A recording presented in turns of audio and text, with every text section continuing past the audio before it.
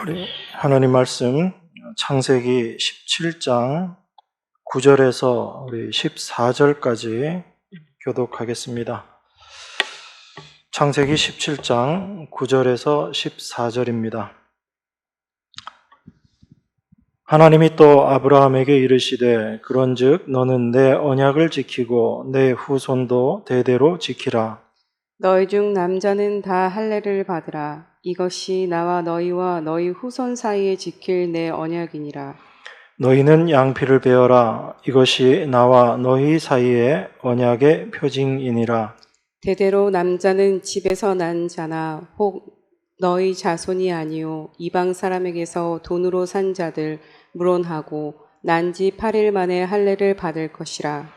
너희 집에서 난 자든지 너희 돈으로 산 자든지 할례를 받아야 하리니 이에 내 언약이 너희 살에 있어 영원한 언약이 되려니와. 할례를 받지 아니한 남자 곧 그 양피를 베지 아니하는 자는 백성 중에서 끊어지리니 그가 내 언약을 배반하였음이니라. 아멘.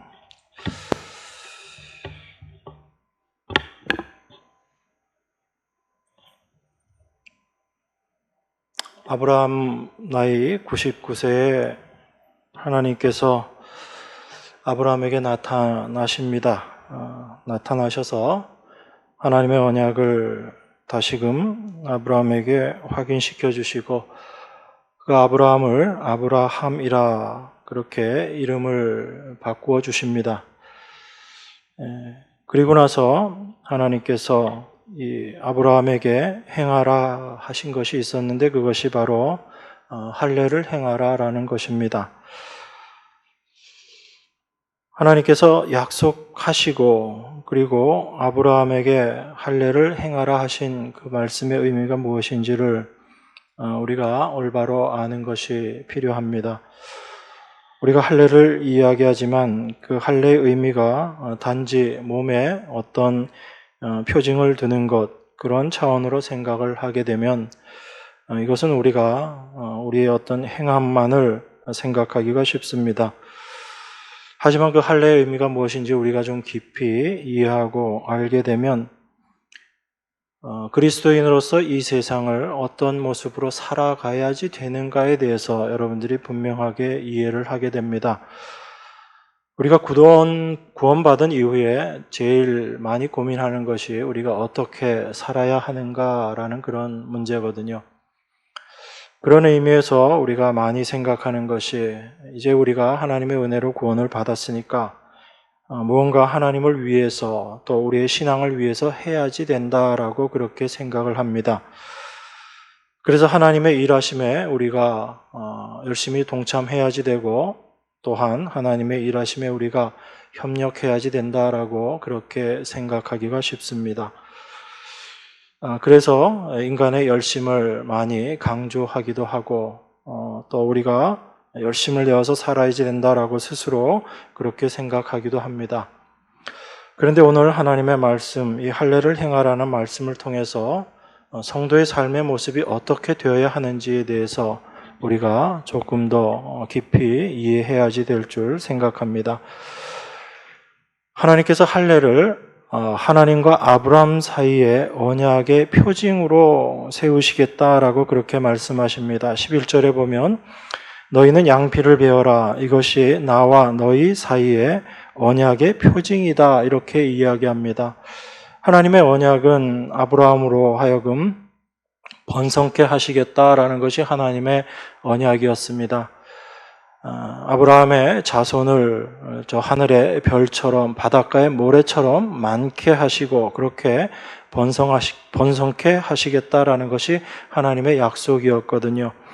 그 약속에 대한 징표로 하나님이 아브라함에게 할례를 행하라라고 그렇게 말씀하신 것입니다. 그러니까 할례는 단순히 몸에 행하는 어떤 일이 아니라 하나님의 약속, 하나님의 언약과 밀접하게 관련되어 있다라고 우리가 알 수 있는 거죠. 14절에 보면 이렇게 이야기합니다. 할례를 받지 아니한 남자 곧 그 양피를 베지 아니한 자는 백성 중에서 끊어지리니 그가 내 언약을 배반하였음이니라 이렇게 이야기합니다. 할례 받지 아니한 자, 양피를 베지 아니한 자는 하나님의 백성이 아니다라고 그렇게 말씀하시는 겁니다. 할례하지 아니한 것을 하나님은 어떻게 말씀하시냐면 하나님의 언약을 배반한 것이다라고 그렇게 이야기하시는 거예요. 자, 그러니까 우리가 잘 이해를 해야지 됩니다. 하나님께서 약속하셨거든요. 아브라함에게 어떻게 하시겠다라고 약속하셨는데 그 약속을 하나님께서 이루어 나가실 텐데 우리 인간에게 있어서 요구하는 것이 할례를 행하라는 것입니다. 그 할례를 행하지 않는 것이 하나님의 약속을 배반하는 것이다라고 지금 그렇게 이야기합니다. 그만큼 할례 언약은 중요한 것이다라는 것을 우리가 알 수 있습니다. 그런데 이것이 이 할례라는 것이 단지 몸에 흔적을 남기는 그것을 이야기하는 것이 아니라 더 중요한 의미가 있다라는 것을 우리가 성경의 다른 부분들을 통해서 확인할 수 있습니다. 신약이고 구약이고 간에 다 이 할례에 대해서 이야기를 하는데 이 할례의 의미를 알지 못하면 그저 몸에 흔적을 남기는 정도, 그 몸의 할례를 행하는 것으로 할례를 했다라고 생각하기 쉽습니다. 그렇게 할례를 행하고 하나님의 할례를 행했다라고 생각했던 사람들이 바로 유대인인 거죠. 그래서 그 몸에 행한 할례가 참된 할례가 아님을 우리 선지자들도 또한 모세도 동일하게 이야기한 것을 우리가 확인할 수 있습니다. 할례는 우리가 몸에 하는 것이지만 참된 할례는 몸에 하는 것으로 끝나는 것이 아니라 마음에 할례를 하는 것, 이것이 참된 할례다라는 것을 이야기합니다. 우리 신명기 10장 16절에 보면 모세가 이렇게 이야기하죠. 그러므로 너희는 마음에 할례를 행하고 다시는 목을 곧게 하지 말라라고 이야기합니다. 이 마음의 할례를 행하는 것, 이것을 목을 곧게 하지 않는 것이다라고 그렇게 표현합니다. 그러니까 너희는 마음의 할례를 행해라라고 이미 그렇게 이야기하거든요. 할례라는 율법을 하나님께서 아브라함에게 할례를 행하라라고 말씀하시고 그리고 그것이 나중에 모세에게 율법의 모습으로 나타납니다. 그런데 그 할례에 대해서 모세가 어떻게 얘기하는가 하면 너희는 마음의 할례를 행해라라고 그렇게 이야기하고 있는 거예요. 그러니까 할례라는 것은 단지 몸에 흔적을 남기는 그 의미가 아니라 우리 몸에 하는 할례가 아닌 마음에 하는 할례가 참된 할례인 것이다라는 것을 이야기합니다. 그리고 예레미야 9장 25절 26절에 보면 이렇게 이야기하죠. 여호와께서 말씀하시되 날이 이르면 할례 받은 자와 할례 받지 못한 자를 내가 다 벌하리니 곧 애굽과 유다와 에돔과 암몬 자손과 모압과 및 광야에 거하여 그 머리털을 모지게 깎은 자들에게라. 대저 열방은 할례를 받지 못하였고 이스라엘은 마음의 할례를 받지 못하였느니라 하셨느니라. 이렇게 이야기합니다.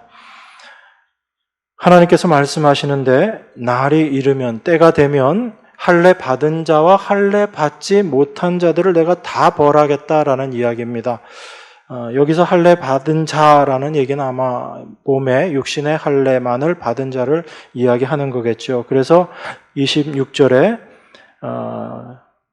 열방은 할례를 받지 못하였고 모든 다른 이방인들은 할례를 받지 못하였고 그래서 이들은 하나님께서 벌하시겠다라고 말씀하십니다. 그런데 이스라엘에 대해서는 어떻게 이야기하시는가 하면 이스라엘은 마음의 할례를 받지 못하였다라고 그렇게 말씀하시는 것입니다. 그래서 육신의 할례를 행했던 이스라엘이나 할례를 행하지 않았던 이방인이나 하나님께서 다 날이 되면 때가 되면 다 벌하시겠다라는 이야기죠. 그러니까 우리에게 있어서 할례라는 것은 단지 몸의 흔적을 남기는 것이 아니라 마음의 할례를 받는 것, 이것이 참된 할례다라는 것을 알 수 있습니다. 이것을 바울이 로마서 2장 28절, 29절에서 이렇게 이야기하죠. 대저 표면적 유대인이 아니요 표면적 육신의 할례가 할례가 아니라 오직 이면적 유대인이며 할례는 마음에 할지니 신령에 있고 의문에 있지 아니한 것이라. 그 칭찬이 사람에게서가 아니요 다만 하나님에게서니라. 그렇게 이야기합니다. 할례는 마음에 하는 게 참된 할례다라고 그렇게 이야기합니다. 그러니까 육신에 하는 할례라는 것은 이건 다 거짓이라는 이야기죠. 참된 할례는 마음의 할례를 하는 것. 그 마음의 할례를 받은 자들이 참된 이스라엘이고 하나님의 백성이다라고 오늘 성경이 이야기하고 있는 것입니다. 그래서 우리는 이 할례의 의미를 분명하게 알고 이해해야지 됩니다. 그럼 과연 마음의 할례를 하는 것이 무엇인가? 이것을 우리가 분명히 알게 될 때 참된 하나님의 백성으로서의 삶을 우리가 살아갈 수 있게 되는 것입니다. 할례는 양피를 베는 거죠. 남자 생식기의 포피를 잘라내는 것입니다. 이것은 일부를 잘라내는 것이지만 상징적인 의미로는 전부를 다 자른다라는 그런 의미를 갖고 있습니다. 왜 하나님께서 이 할례를 행하라라고 했는가 하면 하나님께서 이 할례를 이야기하는 그 과정을 우리가 생각해 보면 좋습니다. 하나님께서 이 할례 언약을 이야기하실 때 아브라함 나이가 99세입니다. 그런데 그 바로 앞에 보면 창세기 16장 16절에 보면 하갈이 아브라함에게 이스마엘을 낳을 때 아브라함이 86세이었더라라고 그렇게 이야기합니다. 그러니까 아브라함이 이스마엘을 낳고 그리고 13년 시간이 지나고 나서 하나님께서 아브라함에게 다시 나타나셔서 할례를 행하라라고 이야기하시는 거거든요. 그런데 이 할례를 이야기하기 전에 하나님께서 아브라함을 번성케 하시겠다라고 그렇게 이야기하십니다. 아브라함을 번성케 하기 위해서는 아브라함이 많은 자녀를 낳아야 되는 것이죠. 그 일이 분명히 있어야지 되는 것입니다. 그런데 하나님께서 그 이스마엘을 낳은 아브라함에게 나타나셔서 하나님의 언약을 다시 이야기하신다라는 것은 이스마엘, 아브라함의 힘으로 낳은 이스마엘은 하나님께서 인정하지 않으시겠다는 이야기잖아요. 그래서 이제 하나님께서 아브라함의 이름도 바꿔주시고 아브라함으로 하여금 하나님의 약속을 이루는 그 아브라함으로 하나님께서 만들어 내시겠다라고 말씀하시면서 할례를 행하라라고 이야기하시는 거예요. 그런데 그 할례의 의미가 사람으로 하여금 생산을 할 수 없게 만든다는 의미거든요. 자녀를 낳을 수 없는 것을 의미하는 것이 할례의 의미입니다. 그러면 하나님께서 아브라함에게 아브라함을 번성케 하겠다라고 말씀하시고 이제 할례를 행하라라는 이야기는 아브라함에게 있어서 이제 육신의 자녀는 생겨나지 않게 하시겠다라는 하나님의 말씀이신 거죠. 그게 할례가 갖고 있는 의미인 것입니다. 하나님께서 처음에 아브라함을 갈대아 우르에서 부르시고 약속하신 것이 아브라함으로 하여금 번성케 하시겠다는 약속을 하나님께서 주셨어요.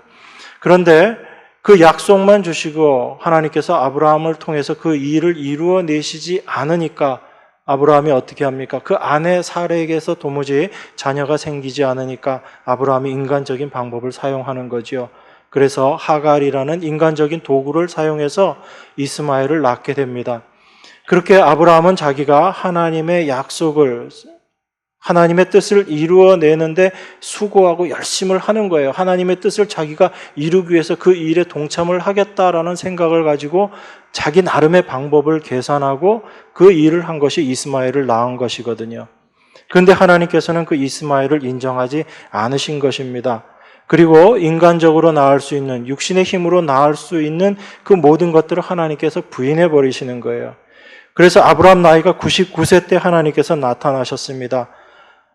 그때 사라의 나이가 89세거든요. 생산을 할 수 없는 나이입니다. 그때 하나님께서 나타나셔서 아브라함에게 내가 너로 하여금 열국의 아비가 되게 하겠다라고 말씀하시고 아브라함으로 이름을 바꾸시는 겁니다. 그리고 할례를 행하라 하시는 거거든요.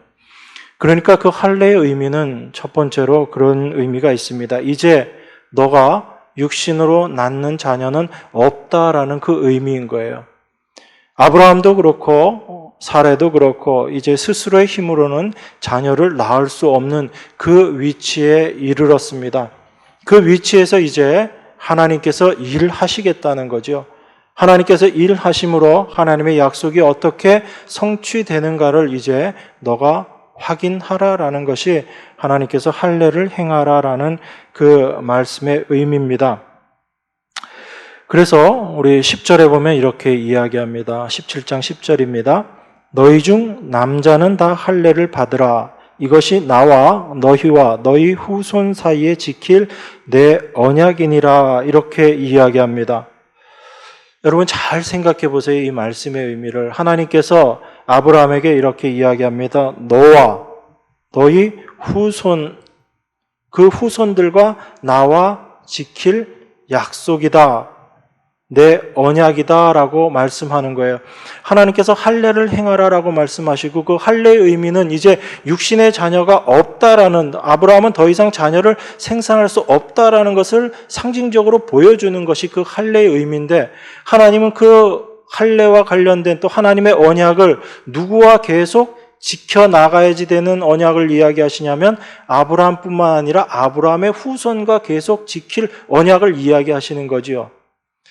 그러니까 하나님은 육신의 자손을 부정해 버리시면서 또 아브라함에게 후손이 있을 것을 이야기하시고 그 후손들과 계속 지켜나갈 언약이 있는데 그게 바로 할례 언약이다라고 이야기하고 있는 겁니다. 그러니까 여러분 이걸 잘 이해하셔야지 돼요.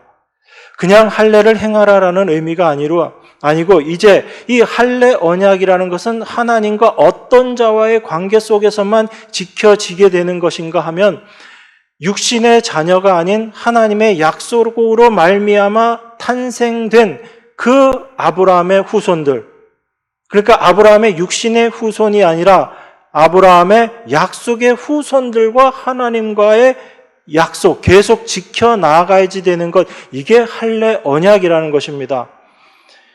그래서 그냥 외적인 그리스도인이 외적인 할례를 행하는 것, 이게 할례를 지키는 것이 아니라 참된 하나님의 말씀으로 하나님의 약속의 자녀로 태어난 자들이 이제 평생 하나님과 지켜나가야 할 약속이 바로 할례라는 거란 얘기예요. 그러니까 이 할례는 단지 몸에 흔적을 남기는 그런 의미의 할례가 아니다라는 것을 하나님께서는 이 할례 언약을 이야기하시면서 지금 말씀하시는 거죠. 할례를 행하라라고 했기 때문에 이미 육신의 자녀는 없다라는 것을 하나님께서 말씀하시고, 그러면서도 다시 너희 후손과 내가 앞으로 계속 지켜나가야지 될 언약, 이것이 할례 언약이다라고 이야기하시는 것은 육신의 후손이 아닌 다른 후손이 있음을 하나님께서 지금 말씀하고 계신 거거든요. 그런 의미에서 여러분들이 할례 언약을 이해하시고 보셔야지 되는 것입니다. 그렇지 않으면 단지 외적인 행함만을 생각하고 그것이 하나님의 자녀로 사는 삶의 모습이다라고 그렇게 생각하기가 쉽습니다. 근데 여러분, 우리가 조금 더 생각해 보기를 원합니다. 이 약속의 후손 이삭이죠. 이삭은 약속으로 말미암아 태어난 자입니다. 그런데 이 약속의 후손도 누구의 몸을 통해서 태어나게 되나요? 아브라함과 사라의 몸을 통해서 태어나게 되는 거거든요. 그러니까 우리가 하나님의 백성으로서 그리스도인으로서 이 세상을 살면서 자꾸 오해하는 부분들이 이런 것입니다. 분명히 내가 지금 하나님의 일을 하고 있지 않느냐, 내가 그리스도인이기 때문에 내가 뭔가를 해야지 되지 않느냐, 자꾸 우리는 그렇게 생각해요. 왜냐하면 내 몸을 통해서 하나님께서 일하시기 때문에 그래요. 그런데 이삭이 태어나는 것이 아브라함과 사라의 열심과 아브라함과 사라의 일함입니까? 아니면 아브라함과 사라는 아무것도 하지 못하는 상황 속에서 하나님께서 일하시는 것을 드러내는 것이 이삭이 태어난 건가요? 여러분, 그걸 잘 보셔야지 되는 겁니다. 그래서 우리들이 자꾸 오해하는 거예요. 내가 지금 뭔가 하고 있기 때문에 내가 하나님의 일을 내가 지금 하고 있다라고 생각하고, 그래서 내가 하나님의 일을 위해서 내가 뭔가 돕고 있다, 하나님과 내가 협력해서 하나님의 일을 해나간다라고 생각하지만, 하나님께서 이삭을 주는 과정을 여러분들에게 분명하게 이해하시면 분명 아브라함과 사라의 몸을 통해서 이삭이 태어나지만 그 모든 일은 누가 지금 하신 거예요?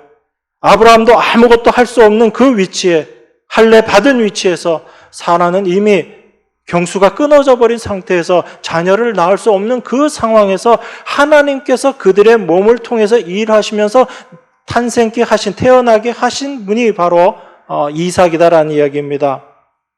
그래서 하나님께서 우리를 통해서 어떻게 일하시는가를 사실은 이 모습을 통해서 우리가 확인할 수 있는 거죠. 하나님은 우리의 어떤 조건도 필요 없으신 거예요. 하나님은 아브라함과 사라의 조건을 보지 않습니다. 그들이 생산할 수 있을 때를 하나님께서 기다리지 않으세요. 아예 그들이 생산할 수 없는 위치가 되었을 때 그때 이제 하나님께서 일하시는 거예요. 그래서 이삭의 태어남은 하나님 홀로 일하심이다라는 것을 지금 우리에게 보여주시고 가르쳐주고 계신 거거든요. 그래서 하나님께서 아브라함에게 할례를 행하라라고 그렇게 이야기하는 것입니다. 이처럼 이삭은 인간의 조건과는 무관하게 오직 하나님의 일하심에 의해서 태어난 자손이죠. 이러한 자손을 누구라고 이야기하는가? 이 사람들을 이스라엘이다라고 이야기하는 거예요. 그래서 바울이 육신적 이스라엘이 아니고 참으로 영적 이스라엘이 참된 이스라엘이다라고 이야기하는 이유가 거기에 있습니다. 그래서 마음의 할례를 받는다라는 것은 내가 내 육신에 의해서 어떤 일을 하는 것이 아니라 하나님의 약속에 의해서 나는 존재하는 그런 자다라는 것을 분명히 알고 내가 내 힘으로 무엇을 하는 것이 아니라 내 안에서 하나님께서 일하심을 아는 자, 즉 자기 자신이 할례 받은 존재임을 아는 것을 마음의 할례를 받는 것이다라는 것으로 이야기하고 있는 것입니다. 내가 할례를 받는다라는 얘기는 나에게는 이제 아무것도 생산할 능력이 없다라는 것을 고백하는 것, 이게 할례를 받는 것이거든요. 그 할례를 마음 가운데 늘 새기고 살아가야 되는 사람들이 바로 참된 이스라엘, 영적인 이스라엘, 하나님의 자녀들의 삶의 모습인 것입니다. 그래서 하나님께서 이스라엘에게 할례를 행하라라고 하신 거예요. 그 할례의 흔적을 볼 때마다 그는 늘 생각해야지 되는 거죠. 아, 내 힘으로 사는 것이 아니구나. 하나님께서 내 안에서 살아가시는 것이구나. 나라는 존재는 아무것도 할 수 없는 존재이구나. 이것을 그 할례, 몸에 행한 할례의 흔적을 볼 때마다 이스라엘은 그것을 생각해야지 되는 거예요. 그것이 몸에 할례를 받은 이스라엘이 참된 마음의 할례의 상태를 가지고 할례를 받은 자로 살아가는 참된 이스라엘의 모습인 것입니다. 그런데 이스라엘이 어떻게 했어요? 그냥 외적인 할례 행한 것, 이것 자체가 그들이 하나님 백성 된 것이다라고 생각하고 그 할례만을 귀중하게 생각하고 참된 할례의 의미도 모르고 살았던 거지요. 그래서 하나님께서 선지자들의 입을 통해서 이 얘기하신 겁니다. 마음의 할례 받지 못한 이스라엘은 내가 다 멸해버릴 것이다. 다 심판해버릴 것이다 라고 그렇게 말씀하시는 것입니다. 여기서 우리가 한 가지 더 생각해 볼 게 있습니다. 12절입니다. 12절 같이 보겠습니다. 대대로 남자는 집에서 난 자나 혹 너희 자손이 아니요 이방 사람에게서 돈으로 산 자를 물어나고 난 지 8일 만에 할례를 받을 것이라 이렇게 이야기합니다. 할례는 아브라함의 후손만 할례를 받습니까? 아니면 이방인도 할례를 받을 수 있습니까? 오늘 분명히 이야기하죠. 하나님께서 뭐라고 이야기하시죠? 대대로 남자는 너희 집에서 난 자나 혹 너희 자손이 아니요 이방 사람에게서 돈으로 산 자를 물어나고, 자, 이방 사람에게서 돈으로 산 자면 이 사람이 유대인입니까? 이방인입니까? 이방인이잖아요. 그러면 하나님께서 지금 어떤 자들이 할례를 행할 수 있다, 어떤 자들에게 할례를 행하라라고 말씀하시냐면 아브라함의 후손만 아니라, 육신의 아브라함의 후손뿐 아니라 이방인이라 할지라도 그들이 할례를 받아야지 된다라고 이야기하고 있거든요. 그러니까 할례라는 것 자체는 단지 아브라함 혈통에게만 해당되는 게 아니다라는 그 이야기인 거죠. 할례는 이방인에게도 하나님께서 동일하게 할례를 행하라라고 이야기하십니다. 이 할례는 물론 마음의 할례를 이야기하시는 거죠. 그래서 이 할례라는 것 자체가 사실은 뭘 지금 이야기하고 있냐면 아브라함이라는 육신적인 혈통을 지금 부정해버리고 있는 거예요. 우리는 아브라함, 유대인들은 자기들이 아브라함의 자손, 아브라함의 후손이라는 것을 굉장히 중요한 가치로 생각하고 있었거든요. 그런데 하나님은 오히려 지금 할례를 이야기하시면서 아브라함의 육신적인 혈통을 아예 부정해버리는 겁니다. 왜냐하면 그 할례가 아브라함의 후손에게만 필요한 것이면 이방인들이 할례를 받게 하면 안 되는 거예요. 그런데 할례를 이방인에게도 할례를 행해야지 된다라고 하나님께서 말씀하시는 것은 아브라함의 육신적인 혈통만 할례를 받을 수 있는 것이 아니다라는 의미에서 아브라함의 육신적인 혈통을 하나님께서 지금 부정해버리고 계시는 거예요. 이게 이미 구약 시대 때 하나님의 할례라는 것을 통해서 하나님의 백성이 어떻게 생겨나는 것인가를 지금 말씀하고 계시는 거거든요. 육신의 할례가 할례가 아니라 참된 마음의 할례를 받는 자, 그들은 아브라함의 육신적인 혈통과 아무 상관없이 이방인이라 할지라도 그 마음 가운데 할례를 받는 자들이 참된 하나님의 백성이다라고 지금 하나님께서 이야기하고 계신 거죠. 그래서 육신의 할례가 아닌 마음의 할례를 행한 그 사람이 진정 아브라함의 자손이고 참된 이스라엘이다라는 것을 지금 하나님께서 이야기하고 계신 것입니다. 그런 의미에서 유대인이든 아브라함의 혈통이든 아브라함의 혈통이 아닌 유대인이 이방인이든 그 어떤 사람들도 하나님의 백성이 되는 것은 육신의 조건과는 아무 상관이 없다라는 것을 우리가 생각할 수 있습니다. 오직 하나님께서 택해서 부르신 그러한 자들만이 참된 하나님의 백성으로 존재할 수 있는 거죠. 그래서 성도다라고 이야기하는 사람들은 이 사실, 이러한 것에 대한 믿음이 온전하게 있는 사람, 이러한 사람을 성도다라고 그렇게 이야기하는 것입니다. 그래서 그 마음의 할례를 행한 자들이 날마다의 삶 가운데 어떤 모습으로 살아가게 되겠어요? 내가 죽은 자입니다. 나는 아무것도 할 수 없는 자입니다. 라는 그런 삶의 모습으로 살아가게 되는 거죠. 억지로 자기 자신을 부인하면서 살아가는 게 아니다라는 얘기예요. 여러분, 이걸 먼저 아셔야지 됩니다.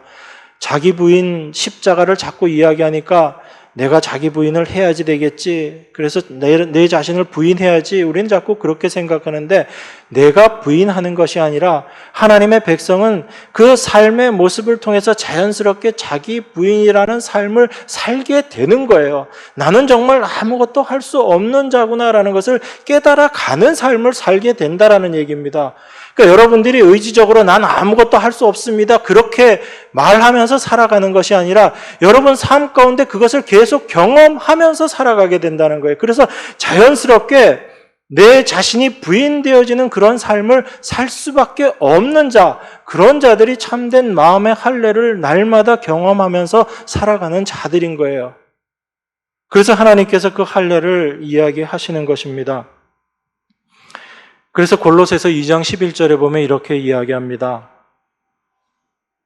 또 그 안에서 너희가 손으로 하지 아니한 할례를 받았으니 곧 육적 몸을 벗는 것이요 그리스도의 할례니라, 이렇게 이야기합니다. 그리스도 안에서 너희가 손으로 하지 아니한 할례를 받았다라고 이야기합니다. 그러니까 우리 힘으로 뭔가를 하는 것이 할례가 아니다라는 이야기죠. 그 할례는 그리스도 안에서 우리가 경험하게 되는 그리스도인들의 삶의 모습이다라는 것입니다. 그 그리스도 안에서 우리가 손으로 하지 아니한 할례를 받게 되는데 바로 육적 몸을 벗는 것이다라는 얘기예요. 육적 몸을 벗는다는 것이 우리가 육신적으로 그냥 죽는 것, 이걸 이야기하는 게 아니잖아요. 우리 육적인 모든 것들, 내 자신을 부정하게 되는 것, 부인하게 되는 것, 이게 육적 몸을 벗는 거잖아요. 육신을 신뢰하는 모습에서 벗어나게 되는 것, 그게 육적 몸을 벗는 것입니다. 이걸 그리스도의 할례다라고 그렇게 이야기해요. 이 모습은 우리가 십자가 안에서만 우리 자신의 모습들이 늘 발견되어지는 것, 이걸 우리가 그리스도의 할례다라고 그렇게 이야기하는 거죠.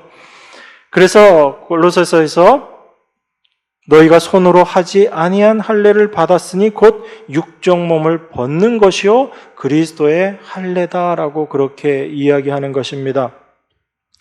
그래서 우리들의 삶 가운데는 늘 이 모습들이 나타날 수밖에 없는 거예요. 그리스도인들의 삶 가운데서는 그 할례가 내 삶 가운데 늘 경험되어지고 내가 어떠한 존재인지를 더욱더 깊이 알아가게 되는 그러한 삶을 살아가게 되는 것입니다.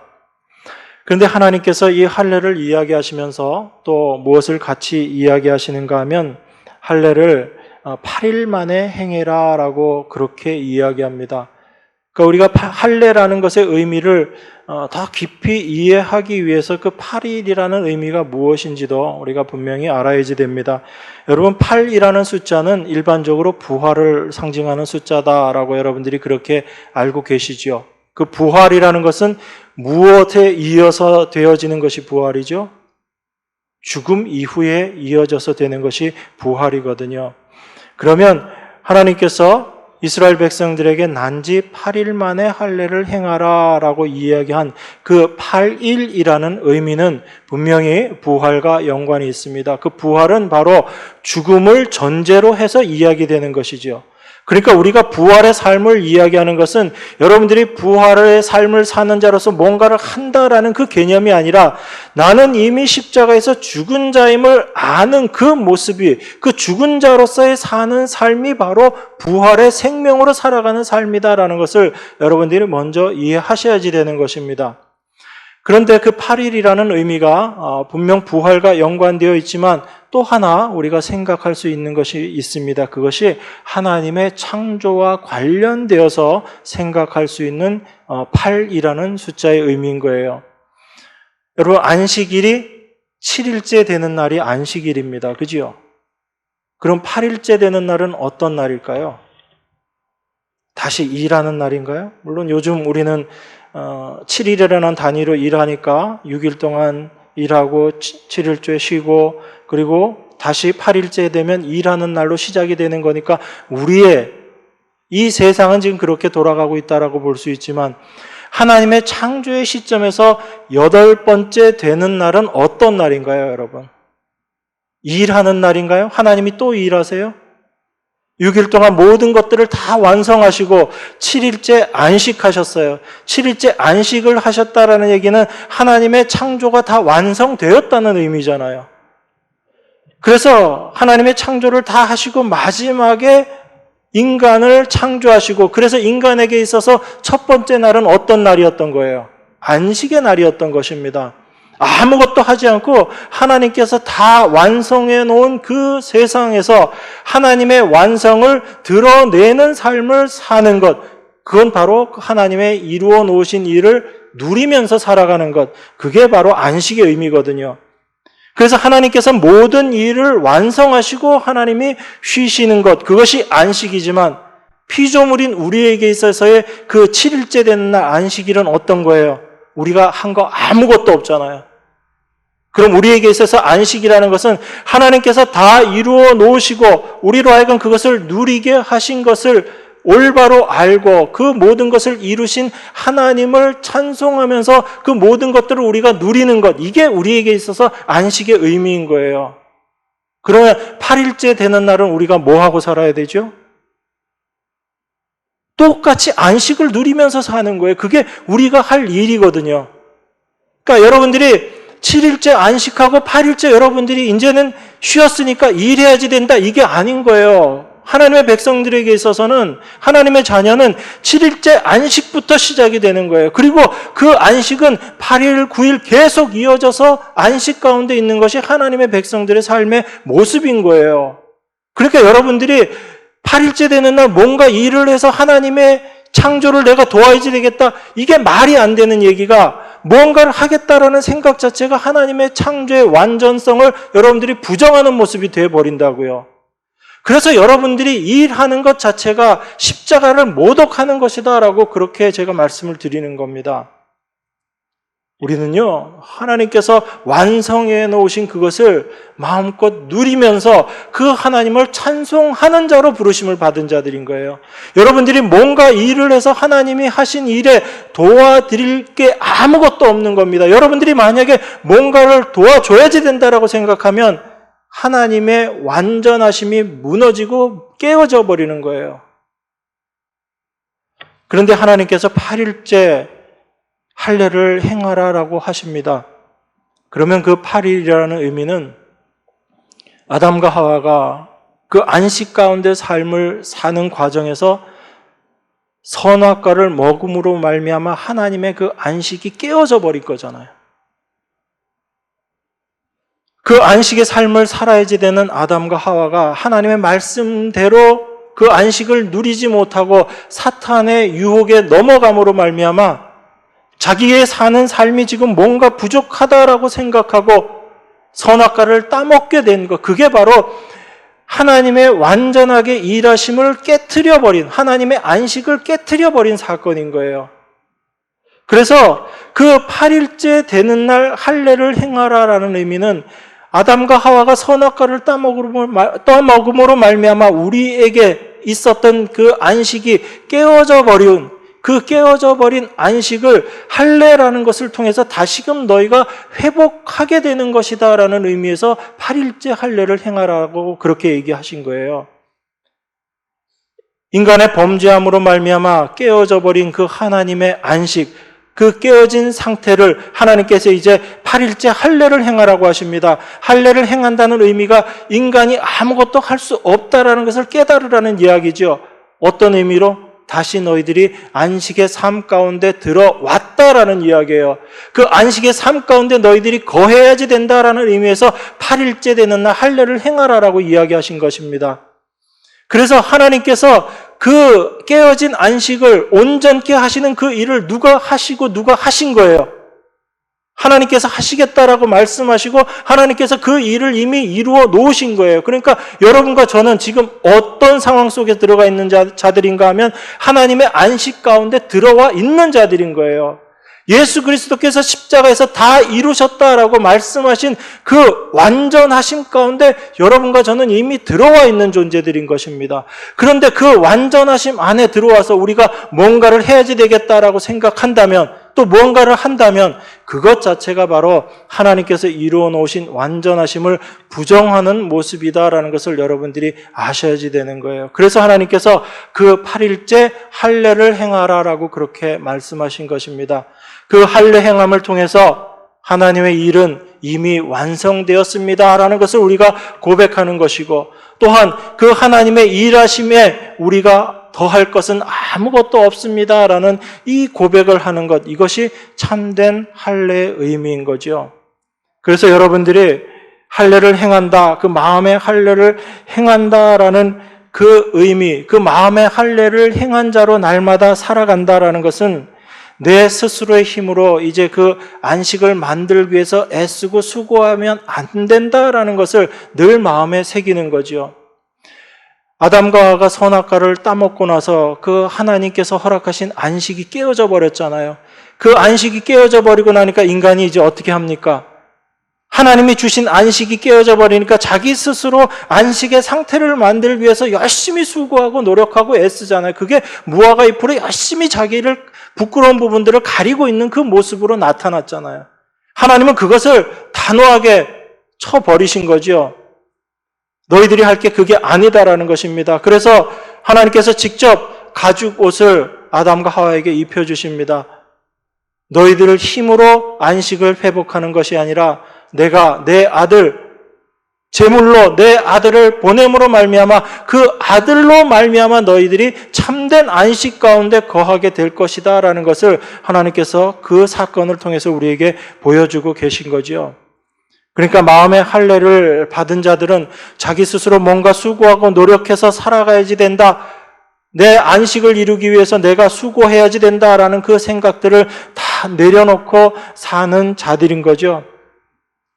그래서 그 8일의 의미라는 것은 이제 내 스스로를 위해서 살아야지 되겠다라는 그런 자기의 열심, 자기의 모든 뜻이 다 무너져 버리고 오직 하나님의 안식에 참여한 자로 살아가야지 된다라는 것을 늘 알고 살아가는 그러한 모습을 8일 만에 할례를 행하라라고 그 말씀으로 주신 거예요. 그런데 사실 이것을 우리의 힘으로 해나갈 수 있는가 하면 우리가 할 수 없는 거예요. 이 삶의 모습조차도.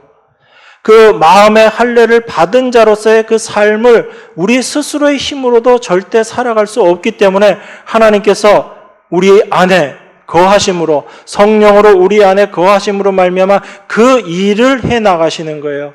그래서 우리가 어떤 존재인지 날마다 깨닫게 하시고 우리가 하나님 앞에 아무것도 할 수 없는 존재임을 성령을 통해서 우리에게 깨닫게 하심으로 말미암아 참된 마음의 할례를 가진 자로 이 세상을 살아갈 수 있게 하시는 것이 바로 또한 하나님의 일하심인 거죠.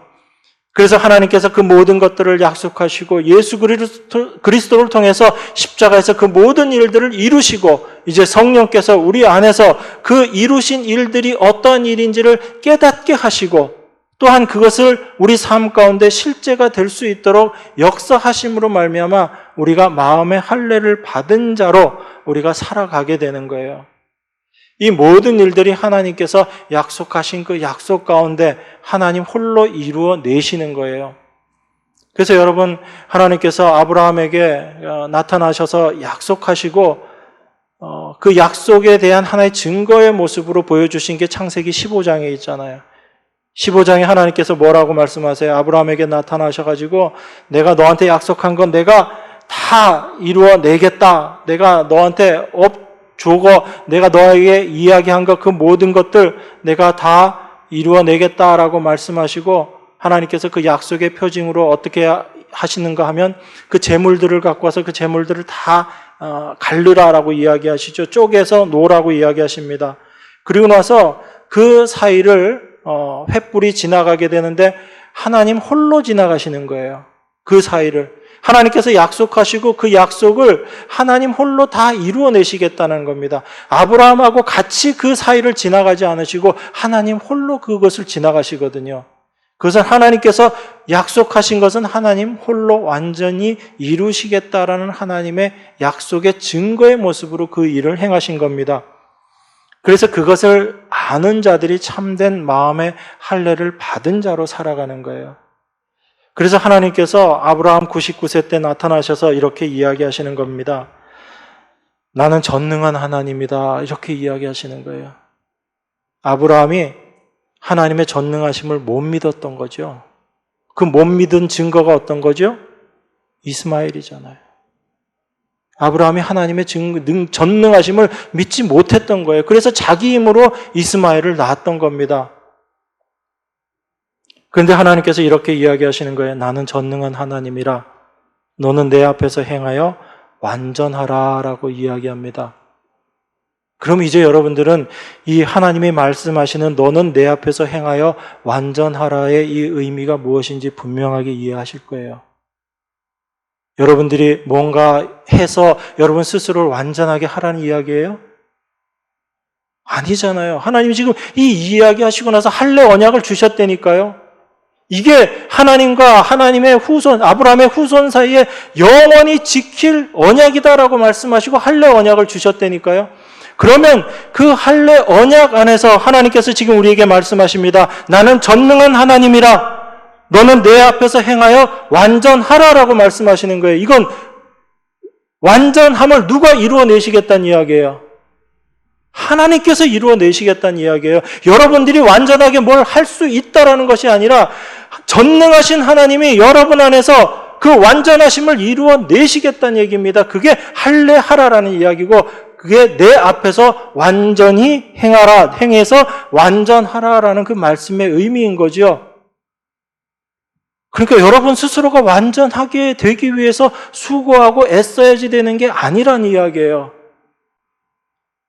하나님은 말씀하시고 그 하나님의 일을 하나님께서 온전히 다 이루어내십니다. 하나님이 하셨기 때문에 완전한 거예요. 우리가 한다면 절대로 완전할 수 없습니다. 하나님께서 하셨기 때문에 완전한 거예요. 그래서 하나님께서 이렇게 이야기하십니다.